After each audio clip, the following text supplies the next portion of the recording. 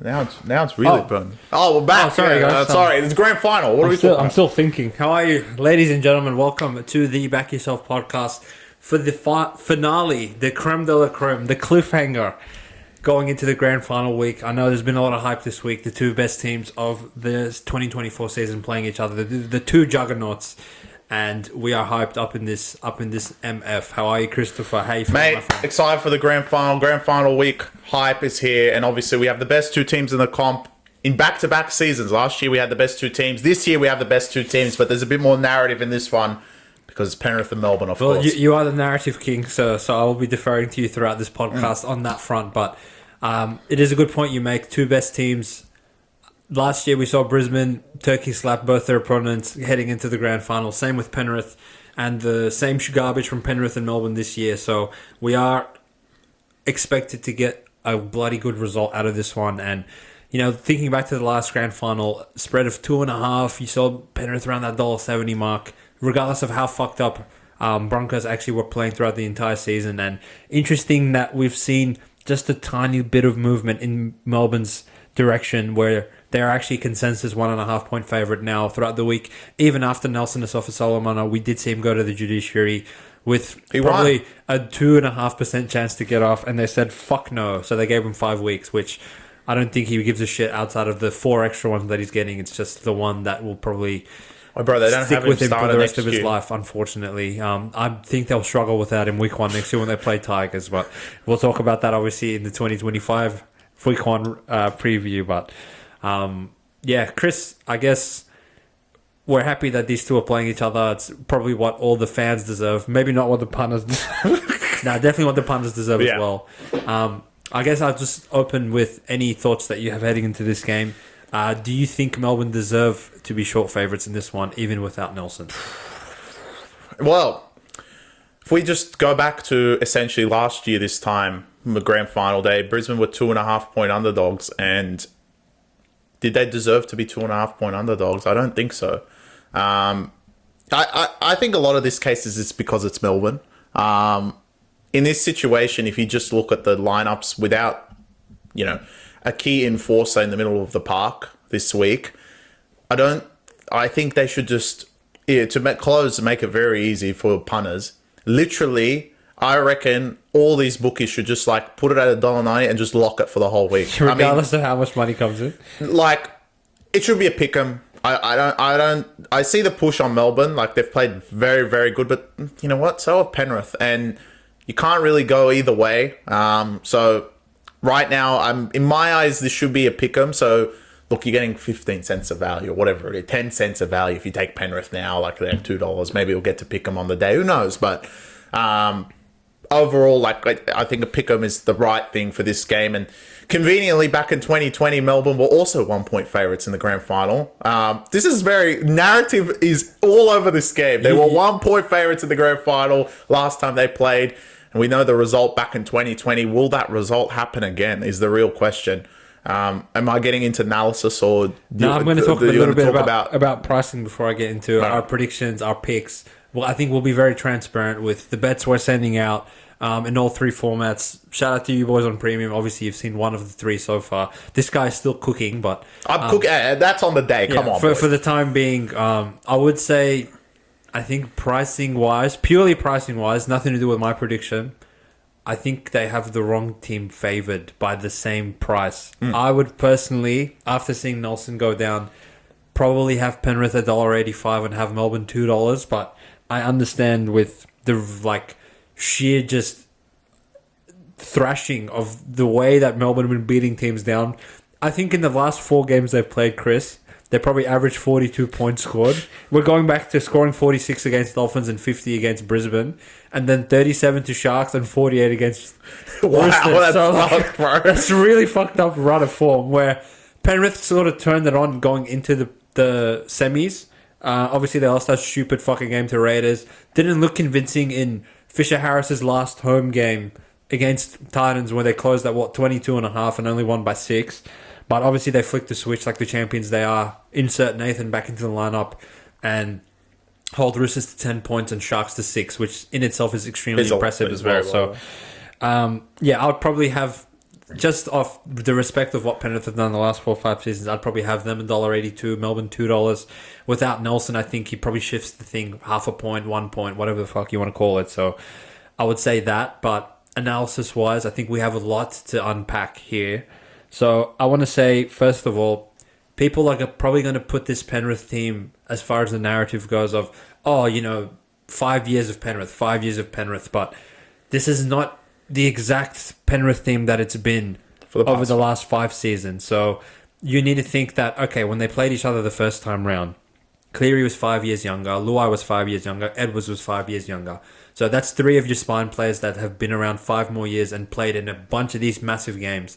That has probably done them a lot as far as experience goes. And on the other side, Pappy, Munster, Hughes played in that grand final where they won, and Cameron Smith was there. So Harry Grant was not inserted into the lineup at this stage. He was killing it at Tigers, hilariously enough. But obviously there's been a lot of roster change on both ends. Penrith probably, in the dynastic run that they've had, obviously the big omission from this year is probably Stephen Crichton, who has built himself quite a reputation for playing fantastic in grand finals. I feel like if Stephen Crichton was playing this game, they probably would be favourites. So maybe a little bit of that is dug into the fact that, over the years you lose Kickow, Burton, Crichton, Api Coruscant. If you actually think of the best 13 that Penrith could run out of players they've lost in the 5 years that they've gone through this run, they probably fucking would beat Roosters as well, which is hilarious. But it's not exactly the same Penrith team that is taking on this Melbourne team, is the point I'm trying to make. The bench, in my mind, looks a little thin. I know the players come on and they do their jobs quite well, but Melbourne have the X factor of Tyron Wishart, right? And Penrith have sort of been forced into having a spot allocated to Brad Schneider where he's kind of there only to cover if something fucked up happens to Nathan Shoulder. So Melbourne, advantage number one, they have Tyron Wishart, who, if no one gets injured in this game, you can bring him on in a loose forward role. And if someone does get injured, you have someone that can plug in fullback, halfback, hooker, lock, anywhere pretty much on the field, center, wing. You can throw Tyron Wishart and he'll do a job for you. And as far as the other bench forward goes, look, it's kind of thinkers with the rotation a bit, not having Nelson, because now you have to rely on Christian Welch, that guy that scored the try to backdoor cover against Canberra. No, Lazarus is in. Lazarus is in. Yeah, okay, so he's had 6 caps? Yeah. He's only played 6 games, and now he's expected to play in the grand final. I know the minutes will be limited for him, but Nappy's in there as well, our boy, who keeps scoring for Melbourne. So kind of pretty short on forwards, but having Wishart there obviously is a good saving grace. On the other side of things, Penrith, obviously Schneider's they're pretty much playing with 16 in the case that Cleary doesn't get injured, because I'm not sure in what capacity you could bring Schneider onto the field. Lock. No, please, God, no. Ivan Cleary, don't do that. Second to that, Liam Henry, Eisenhuth, these boys, they can come on, play limited minutes.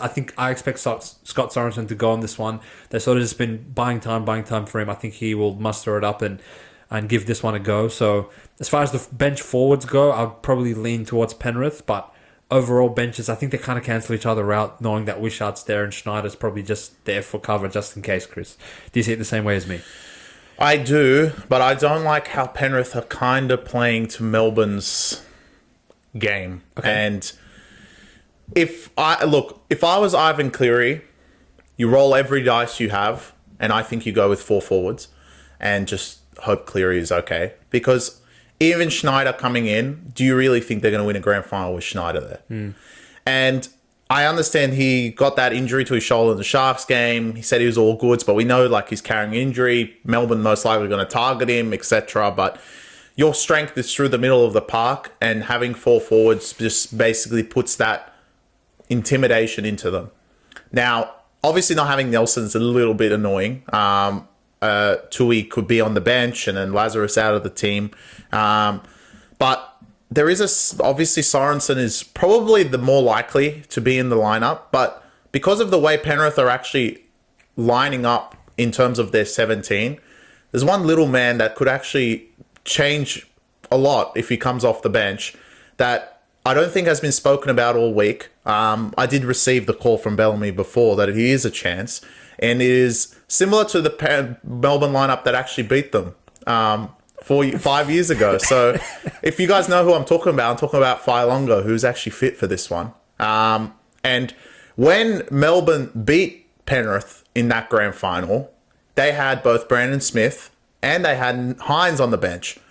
And Was he confident back then? He was confident back then. But in that sense, back then, it was, we're talking about Brandon Smith and Hines, who are great at their own clubs. We're not talking about Failongo. But because Penrith aren't running out there with 4 forwards, if they had 4 forwards, Bellamy could not do this. There's no way. Like, you cannot give up 2 forwards and have a bench rotation. Impossible. And especially in the grand final. But because they have to say that, well, it seems like they have to have Schneider in case Cleary goes down.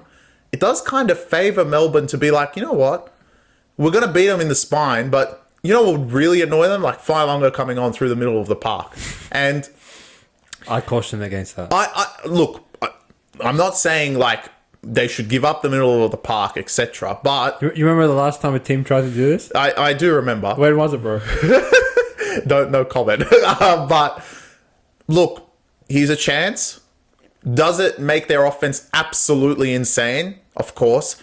Do they leave too much in the forwards if they do that? I would lean to a yes. But if Bellamy does it on the day, I'm not going to be like, oh, nah, Bellamy, you fucked up afterwards. I'm just going to be like, he took a chance. And fuck it, yeah. You know what? He took the chance in the grand final. Because, look, I mean, we'll get to more. I think we're talking more about the lineups. But I'll get more into the analysis is that the Penrith spine outside of Cleary and Edwards is just no match for Melbourne. And I don't think anyone can sit there and go, oh, nah, bro, Luai and Kennedy are to the level of Munster and Harry Grant. Kenny, sorry. He may as well be Kennedy, yeah. Which they're not, right? They're just not. And I feel like you're really like brushing Luai like he's nothing. Well, Munster to Luai, who are you going to take? Well, it's not a game with tennis. No, my question was Munster to Luai. Okay, I'll phrase it to you this way. Pappy, Munster and Hughes versus Edwards, Luai and Nathan Cleary. Do you think there is a massive gap between the 3 of them? I think there's about... I would say Melbourne by this much. No, I think... I would say Melbourne by this much. Wow, so you're saying they're fucking way better than them. The Melbourne spine. So if you throw in Grant versus mind. Kennedy, as you illustrated, then you would even do this. That seems a bit unfair. It's Kenny. I mean, he provides great defensive support, but... First of all, last week his service was really, awful from really dummy bad. half, which I don't expect that in the grand final, and I don't expect him to get one of those fucking 10-meter tries like he did against Brisbane for no reason off the dropout. So, I just don't like the threat that Grant can give through the middle of the park. If you're lazy at any point, Grant's going to take a run, and I don't think Kenny has that. Kenny has been great, and like one of their stars, especially like losing Api Coruscant to bring in someone like Mitch Kenny is fantastic, but we're talking about Harry Grant here, the best hooker in the competition, outside of Ben Hunt, who doesn't even play hooker. So, legit, he's a tier above. Yes, he's like... We often come on and say Harry Grant does some stupid things. He does, and he likes to hold the ball. But, sometimes magic happens within those hands, and there's no way, like, Kenny can do anything like that. So, Pappy and Edwards, I would say, like, it's legit the same. Munster is, especially against Penrith the last couple times, has been the best player on the park, and I can give that over Luai. Cleary is over Hughes. I'm not going to sit here and say the Dally M medalist is better than the Iceman himself, but he is the Dally M medalist. Well, they're announcing it right now. If he doesn't win, I swear to God, this thing needs to be changed. But what anyway, if Kalen wins it again? Kalen went to the thing. I don't even know why he's there. But maybe he was going to give Adam O'Brien the coach. Maybe. But I think the spine over them. Now, in terms of everywhere else, backline, I'm not too... I think Penrith win this, but very, very close. I think both sides both have talented players within their backline, and they don't have as talented players. Paul Alamotti and then Meany, they're both Bulldogs, so just put them together. They're pretty close across the park, so I don't think anything in the backline actually favours them. But then if you go to the forward pack, which is the third part of this, the forward pack is in one favour. Melbourne's forward pack has been fantastic against Penrith, and they have been actually the whole year. And if they play one more to the competent level that we've seen throughout the whole year, Melbourne win the grand final. Now, can the Penrith forwards go to another level as we've seen in the finals so far? Of course they can. They're brilliant. That's why their forward pack has been one of the biggest parts as to why they have been so dominant, even without Cleary being there most of the time. So they will win that. The bench, I agree with Hussein. I think slightly, very slightly in the Melbourne favour. But I truly, to make my grand final a little bit better, I would love to see Fylong on the bench. But in hindsight, to actually win the game, I don't think it's the right move. But it would be fantastic to see all of them there, and at some point, all of them being on the pitch, because, you know, Penrith's defense has been fantastic the whole year. I don't know how you can defend the players that they'll have out there, especially the way the spine's playing, and you add Fylonga to that is something else. So at this moment in time, regardless of price, even though I think we kind of commented on the price being slightly off, you mentioned that it should be 1.5 Penrith. I said it should be closer to Pickham, and I think you will get Pickham on the day. A lot of people will take Penrith on Sunday, but regardless of price, I think Melbourne will win the grand final on Sunday. They have the spine that is playing out of their mind. Outside of that Cowboys game, which all of them didn't play, outside of Munster, I think, and Pappy, they've beaten every team like by an average of 40 points scored.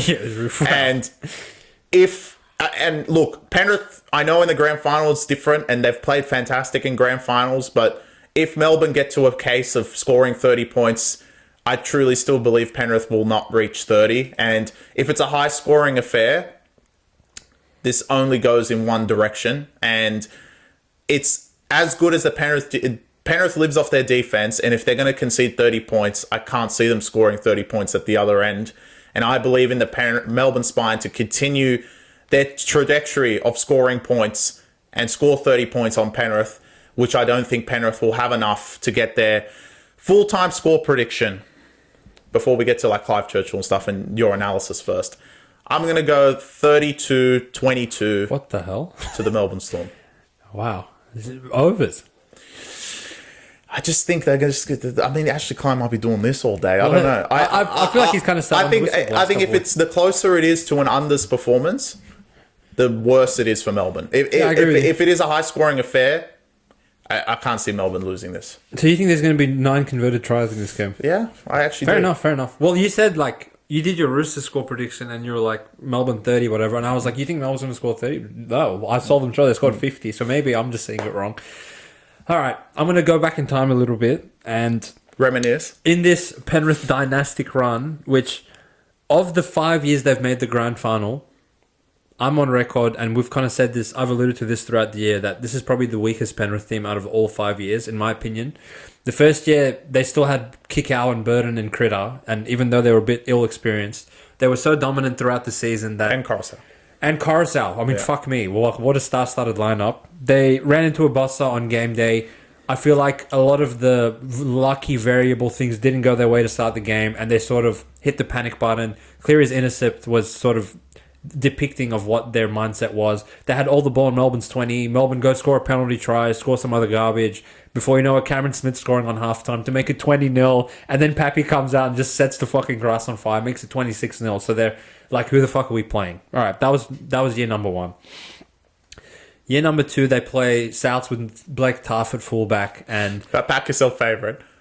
At this point, we were like, Souths, you shouldn't even show up with Taff. But Souths actually covered the spread of 4.5 in that grand final, right? And if Stephen Crichton doesn't get that pick 6 intercept try, you know, maybe we're sitting here talking about Souths as the 2021 NRL premiers. You just never know. So for all their dominance, they beat Souths by a pretty small margin in the end. Now, the next one was their best one. The next one, but they absolutely wiped the floor with Para, and I would say the 25 minutes they opened that ground was the best 25-minute stretch I've ever seen any team play. Like, these cunts just came out there and blew Para completely off the park. But of their opponents, Para was easily by far the weakest. You had 2020 Melbourne with Cameron Smith led and Bellamy. 2021, you had Bennett and the Souths team that made 5 preliminary finals in a row. Then you had Para, which was kind of the outlier year of why are Cowboys and Para in a prelim playing each other.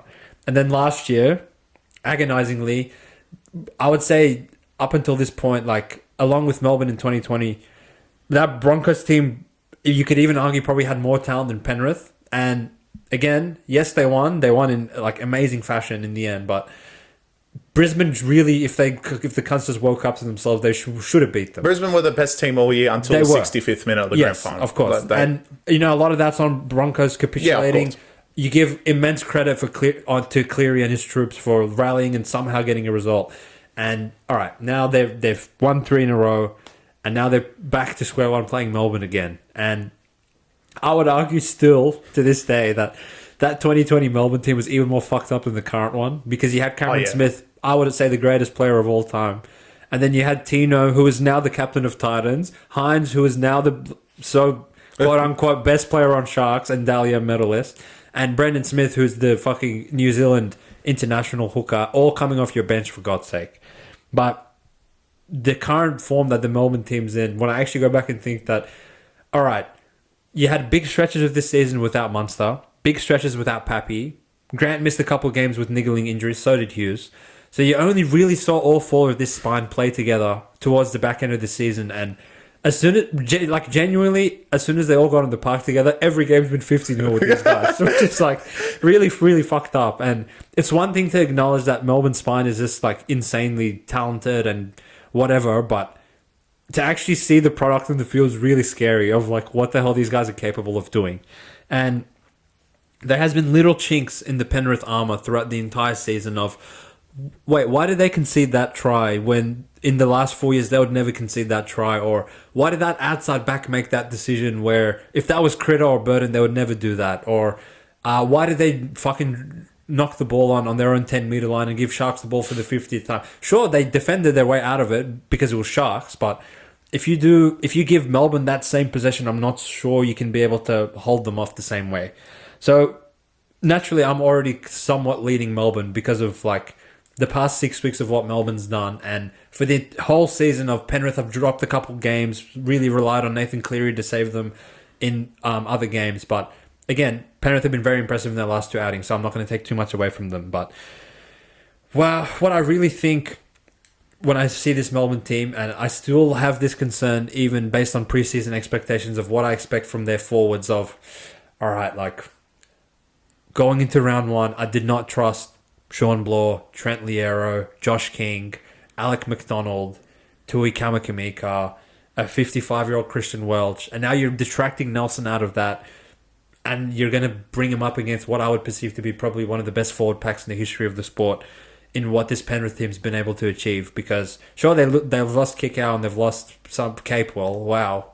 We're going to miss him so much. Carousel, sure, but they've plugged in enough players and they've kept the core of Isaiah Yeo, Liam Martin, and all these sort of players. Fisher Harris, Leota, they're champions, right? So what I really need out of Melbourne is to at least play within the same ballpark as these guys. I'm not saying go and outplay the forward pack, but don't just go and completely lose the game in the middle of the field.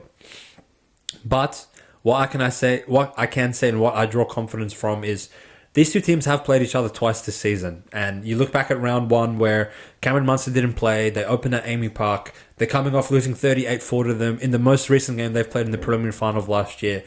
And they go out and beat them 8-0. They couldn't score. 0 points. And that was a completely healthy Penrith team that went there with no Munster that lost 8-0.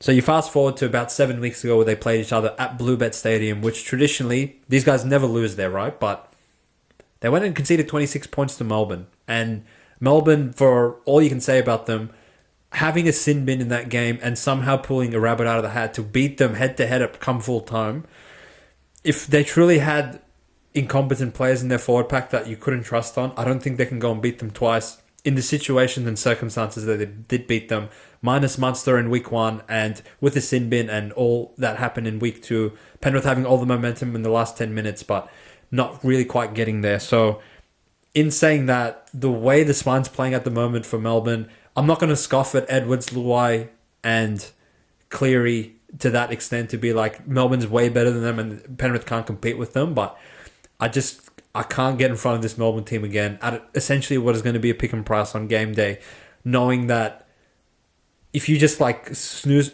for 1 second in the game, bang, Harry Grant's out from dummy half. On his left is fucking Munster with Pappy outside of him. On his right is Jerome Hughes, who seems like every single time this cunt touches the ball, he either scores a hat-trick or sets a hat-trick up for Eli Katoa or Warbrick outside of him.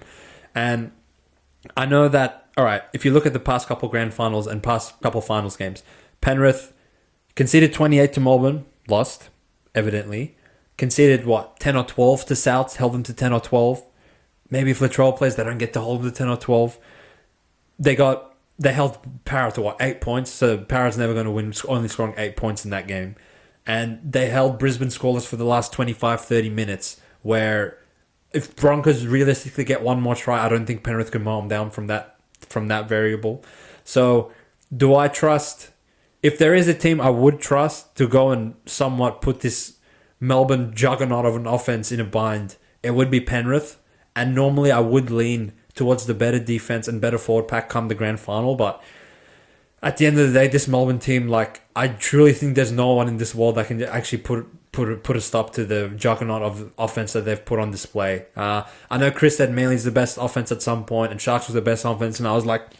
I don't think so, Chris. The way Melbourne are just bending teams over, it's really scary. And I think it just took a bit of a delay for all the 4 of these spine players to be out there at the same time for us to really see that, holy fuck, these cunts just generate points out of their asshole. And the way Penrith structured their defense is conducive to beating all the loser teams. Sharks, Roosters, Manly, all these teams try and go around you, and that shit doesn't work.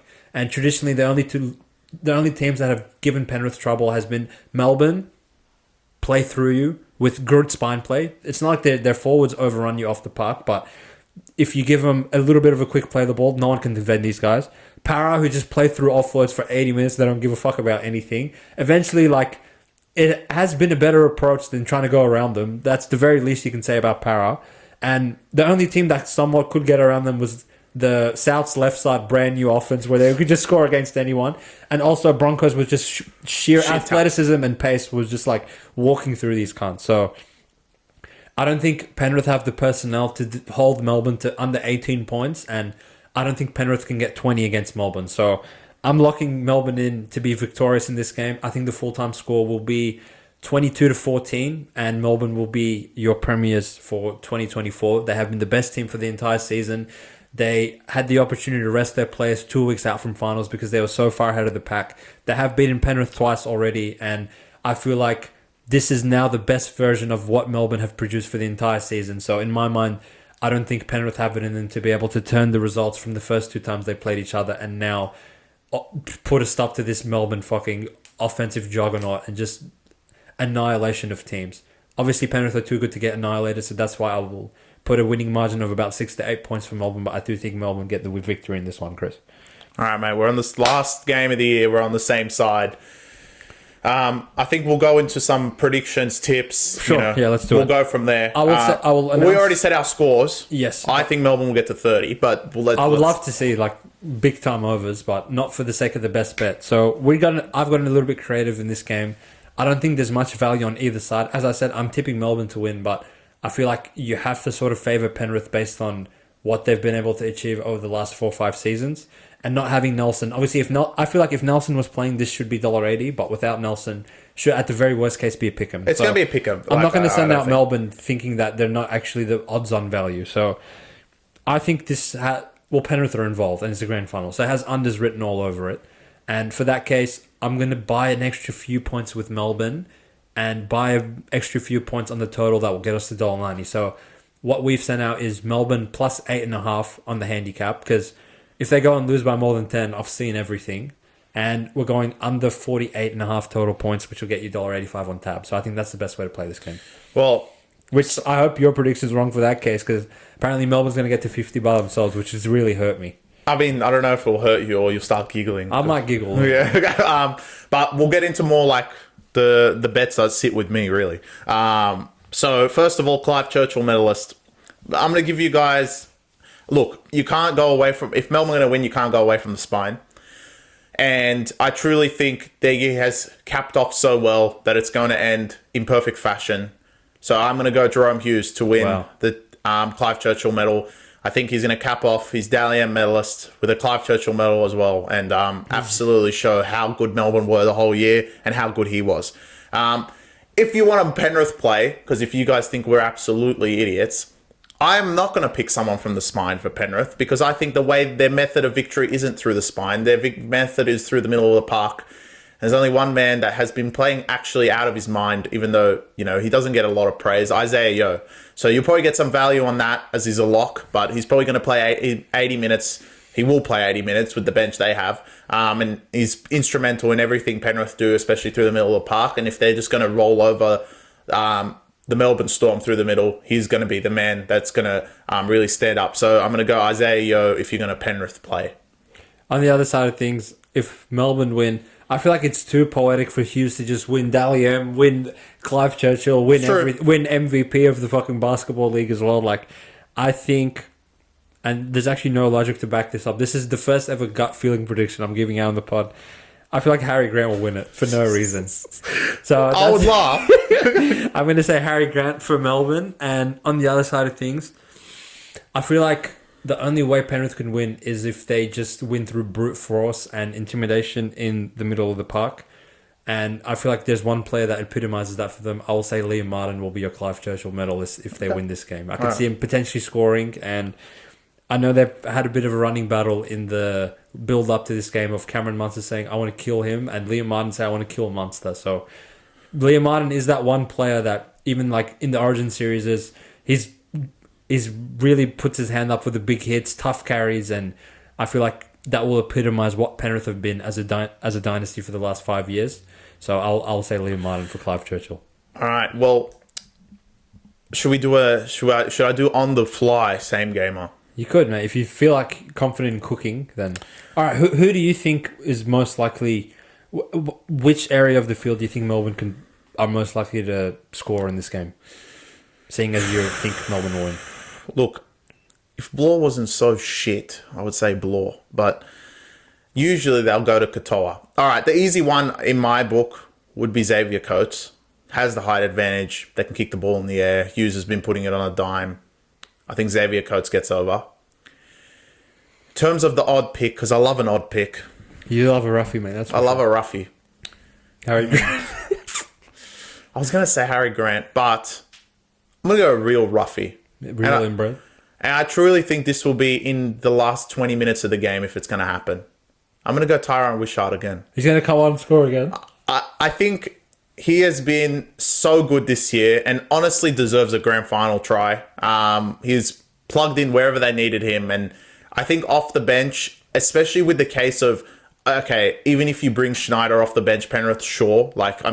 I don't think Wishart is at another level to Schneider. So, it's not even close. And Wishart, the way he scored at Penrith, again, with 12 players, it won't be like that, but it will be that scenario. If someone breaks the middle of the park and Wishart is the only one that can breathe out there and actually gets and scores under the post through a break. So, I'm going to go Wishart. If you want some value, Wishart, anytime try scorer, as well as Xavier Coates. I'm sure that'll be paying a fuck ton. Yeah, I'll go one on each side of the field. For Melbourne, I think Penrith are probably a little bit more susceptible on Cleary's side. You saw Sharks go down. They get close to scoring a couple of times. Obviously, Roosters stripped them for numbers when they scored their try coming after halftime as well. So, I think Tungo and Cleary right around that side of the field where I can see a situation. And actually, we saw this when Melbourne played Penrith when off the scrum, Tungo just came in for no reason on the centre. So, I think Howard's probably good odds to score. He's probably paying like $3.50 or something. Easy. As a centre in this game where I think Tungo will have in the back of his mind, oh, for fuck, like my halfback's bust, he's playing on one shoulder. I'll go and help him. If they're going to run Bloor at him or Munster's going to take him on, whatever. Other side of things, look, Melbourne's right edge defensively have been pretty bad with Meaney and Warbrick the whole season. So I'd probably say Alamoni. Taruva, they're quite clinical when they move the ball down his side. So I know it's a bit of a dud pick, but I think you probably get even money on Taruva, probably about $2. So I think if Penrith are to score, probably be down the left-hand channel as well.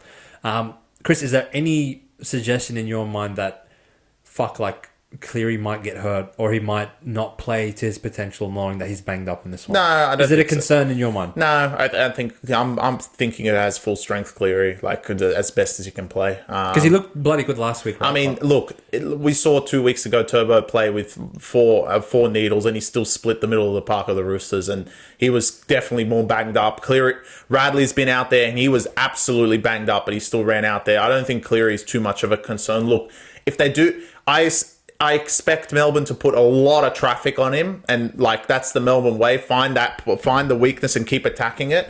So I expect a lot of traffic, but you know what, Nathan Cleary has been absolutely sensational ever since he's joined the league. So one of the best halves in the competition. I feel like this year in particular, he's even elevated his game to another level. Like for all the cunts defending Roosters saying that Walker and whoever haven't been there, Penrith generally have gotten like 30% of the season out of Nathan Cleary. He's just been out, in and out, in and out. But whenever he has played, like, I can't remember the last game he played where he wasn't a 10 out of 10. So except against Melbourne. Both times. When he got hurt, yeah. No, the first time. I mean, round one, exactly. So he wasn't hurt then. But yeah, I agree. I mean, he's been in and out of the squad. Luai's been being fantastic. Look, it's why it's a pick 'em, right? But we have to say one side on the Back Yourself podcast, and we're backing ourselves with the Melbourne absolutely incredible offense of the Melbourne Storm, because as far as I'm concerned, the way they're going to win this game is through their offense, as everyone would expect. Agreed. And for you Penrith fans tuning in, you're probably a bit bummed out that we've both picked Melbourne. So I will give you guys a bit of respite in this variable that,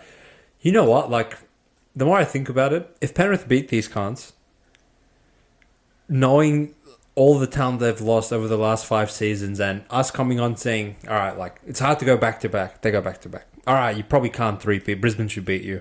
15 minutes ago, we're like, see, we told you guys, like, you can't go three-peat. They go three-peat. And now you run into the buzzsaw of Melbourne, who have, like, absolutely just put everyone to the sword, except Dragons this year. If Penrith go and beat these guys, like, they're in a very, very short list of all-time great sides across all sports. Like, in this NRL where the salary cap is built so you lose so much talent, that's essentially why we don't see teams just repeating, three-peating, four-peating, whatever. And you can't say that Melbourne with Slater, Smith, Cronk and all those players three-peated, let alone four-peated. Same with those Broncos teams, the Cowboys teams with JT, the Souths teams, Roosters teams with Sonny Bill Williams and Cronk and all these players. Like, a three-peat is very, very tough to do, let alone to win 4 in a row and be in the grand final for half a decade straight. Like, I would really have some special words prepared for this team if they go and win again. But I think they're special words regardless. They've made 5 grand finals. And, you know, like, on the Back Yourself podcast, we roast cunts for a living, essentially, for your entertainment for the most part. But even genuinely, if Penrith go and lose 50-0 on Sunday, like, I don't think I'll come on and say anything about them because we've got nothing to say. They're all-time great champion side and they've already done their job. Anything else is just extra icing on the cake at this point. But again, like we did say, we do get paid the big bucks to make our predictions, and I think both of us are locking in Melbourne, not only emotionally but the way we see the game unfolding. I really think they're going to be damn near impossible to beat come game day. Yeah, and you know I love a narrative. The narrative will be the last time Penrith made the grand final 4 years ago now. They lost to Melbourne in that spectacular game, and their dynasty ends with losing to Melbourne. I don't think anyone's going to sit there and say, oh, no, Penrith are going to make the grand final next year very easily, with how the talent's now spread and the additional players that they're losing, especially through Jerome Luai and Fisher Harris, which are 2 huge losses who've been there this whole time. So it is a perfect narrative if Melbourne do win this game and essentially start and end the Penrith dynasty. But they've been fantastic all year. There's nothing to say about either team if they lose. They've both been the best 2 teams all year. Melbourne, I think, will get a bit more slack if they lose the grand final to Penrith. Deservedly so. Deservedly so. But the way we're seeing it is that they will be premiers at the end of this year, and they're actually gonna mess up the engraving and just write 2025 as well, because. But for a quick prelude, the earliest prediction for next year, good luck anyone that fucking goes and plays there, because all of this, they've made the grand final, all these players don't really lose anyone, and they gain Stefano. Yeah, fuck. I mean, wow. But on to this year, I hope everyone enjoys the final game of rugby league. It's exactly what everyone should be wishing for, the best 2 teams playing each other, and it could be the last time that we see, at least, like, last time that Penrith is actually there in this dynasty, as their run probably comes to an end with all their players now because of the salary cap moving on. Yeah, so, agreed. It's going to be a fantastic game. Make sure you take our tips. I'm thinking that Clive, Churchill, one of us are going to hit of the 4 players. I hope it's you. I hope it's Jerome Hughes, but in terms of try scorers, just give Wishart the ball. Yeah, Or, you know, like if he was in the lineup, I would have said Longer, but he's not there, which is gay. But it's all right. But I thought you had insider trading. Look, Bellamy called me. He said he's a chance. He's thinking. He's thinking. So he's just seeing what Penrith conjure up. Like, I really hope this grand final lives up to the Broncos one in terms of the quality of the game. Probably not the first Penrith one. I wouldn't want to see like 26-0 on the scoreboard at any point. Can you think historically, Chris, of maybe give me 3 grand finals that really stood out to you in your lifetime of watching footy that you're like, fuck that? I'll go first. I still think the best spectacle I've ever watched was Cowboys-Broncos.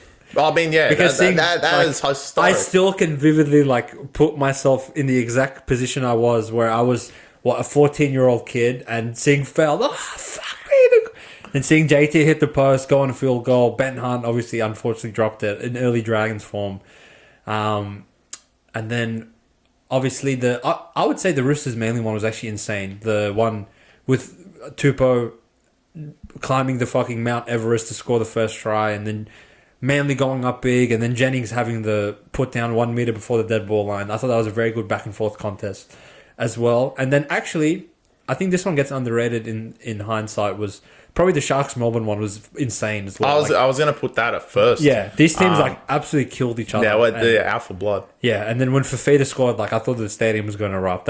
And to see Cronulla win one for the first time in their franchise's history was really stood out to me as well. So if we can get anything of those 3 likes, I think I think last year's one really hurt us, but Brisbane one is definitely going to be held at high regard. It was fantastic. It hurt me too much to put it up there. Exactly. I understand. But I think I agree with most of those. I can't really think of any others. I mean, the 40-0 was always very iconic as well, but that was for different reasons. And it ended up being 2020, ended up being close, but as soon as Pappy went through, I was like, all right, there was not enough grass on the field for Penrith to come back, because literally. it was just on fire after that. But anyway, fingers crossed we get a good game. Appreciate all the support, the comments, the likes, the back and forth, the banter. If you've tuned into the Back Yourself podcast this year, we appreciate your support. Hope to have you guys come to review, the season review, and then we'll be back at the lab for next year's preview, which the footy, the selfish pricks in us, we're already looking forward to next year's footy, but until we get there, appreciate the support as always. Enjoy the grand final, guys. Give us your thoughts in the comment section below. If you're rolling with the Back Yourself boys, or are you going with the 4-peat loading with the Penrith Panthers? Either way, we want to hear from you. Appreciate the support, guys. Enjoy. Have a good one. Peace. Chat to you later.